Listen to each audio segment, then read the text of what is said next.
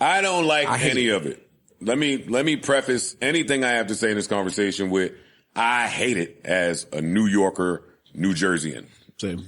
Don't like it at all. I don't like it. And while he said some of these or most of these points before, Cam, I feel like it's different because we continue to see y'all together. So we've seen y'all do the verses. We've seen y'all do the Kith ad in Madison Square Garden that was big. For me, Dipset still personifies New York. I'm sure Kith felt the same way. So it's different after you see them. I think they were rumored to go on tour at one point. I think that was the Locks tour. I might be freestyling right now. That's right. Right after so for it to happen now, after all of that, is like, okay, what's happened? What's gone wrong? Maybe nothing. Maybe we just are able to work through tension. That's what I take from it. Yeah, I think we not cool. We not cool, but we got business together. And that's what they said. And I'm not going to let it fuck the money up. They hadn't seen each other before the verses, and then they say we ain't talk after the verses. I looked at the way Cam even promoted the verses. Jim and Juelz was going hard for weeks. Not a peep from Cam until like the day before or something, and he put the flyer up or something that said, "Yo, switch the check cleared."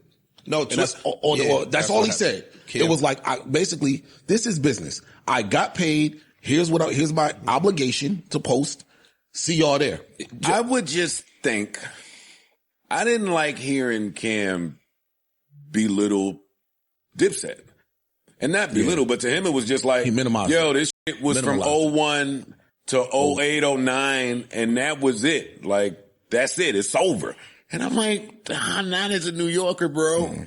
Okay, so I just gotta stop this video real fast because I'm not sure if Joe Budden realizes that Jim Jones, he's the one who got pressed first, because 50 and Cameron, they were the ones who decided to take shots at Jim Jones first. Not as a New Yorker. We see the after effects of what y'all did and what y'all built and how people feel about you. A large part of why New York get to talk like New York is because of Dipset. That's a fact. So yeah, it bothers me to hear, see this from a fan standpoint. Yeah, but Cam is looking as he sounded hurt at whatever Jim said. He sounded hurt. Let's say Jim was like, yo, I came up with the pink. I came up with the aesthetic. But when he mentioned it, he was like, you built the whole everything. Now, if you took it like that, I understand Cam feeling away. If you took it like something I created, my man or anybody else is running around saying he's the sole person responsible for it or in large part responsible for it, you're going to take offense. You're going to take offense. But we've seen, like, again, when Jim, they tell a story of when Jim created Bird. I do think Cam took it easy on him, but I also think that Jim kind of could predict that Cam would have a response and his name would get trending. Like, Jim been in this shit for a long time. He didn't just by happenstance sit with Justin LeBoy and give him all of this shit. Right. I don't believe that. I believe if he gave him what he gave him, he knew what was coming and had a plan.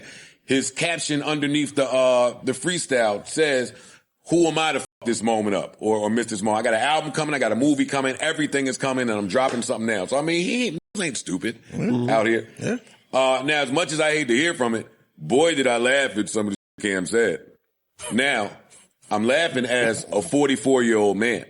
Cam's funny. Cam is funny, but I wasn't laughing at Cam trying to be funny to Jim because I love them both. I'm not in that.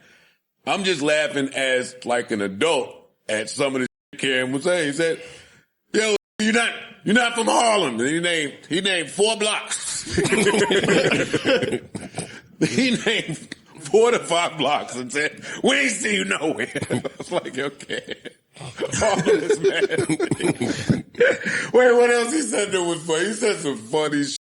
Oh, he said, when he went on his diatribe about all the people that Jim has pieced it up with.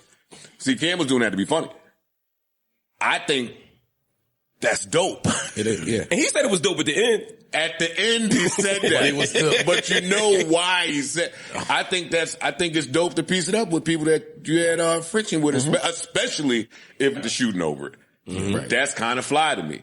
When he was telling his the Jim Jones origin story of, yo, we was already outside, me, Bloodshed, McGruff, yada, yada, yada. And we would see you and you would say, yo, I hear what you're doing. Like, you was a fan. I was like, okay, gotta take his word on what happened. But what's wrong with that? Hey, what's up, y'all? I want to thank y'all so much for tapping into my channel. I appreciate y'all so much. Looking about to show y'all, that was Joe Budden and his whole team. They were speaking about the beef that's going on right now with Jim Jones, 50, and Mase. 50 and Cameron was speaking about Jim Jones on his podcast. And his podcast is called Your Welcome Network. And Cameron, he was interviewing 50, and he was asking him what he thinks about Jim Jones and their problems. And that's when 50 decided to speak on Jim Jones, that he was basically snaking Cameron. And when Jim Jones, when he heard this, that's when he decided to go on another podcast, and he was speaking about 50 and Cameron. And he was mentioning that he thinks that they should stop mentioning him. And I actually understand why Jim Jones decided to clap back, because if 50 and Cameron, if they're speaking about Jim Jones, of course it's gonna clap back. And when it comes to Mase, I think that Mase, he doesn't wanna dwell on this anymore, because at their latest podcast episode, Mase was all quiet and just eating popcorn. So let me know what you think about this. Make sure to like, subscribe, and I'll see y'all in the next videos.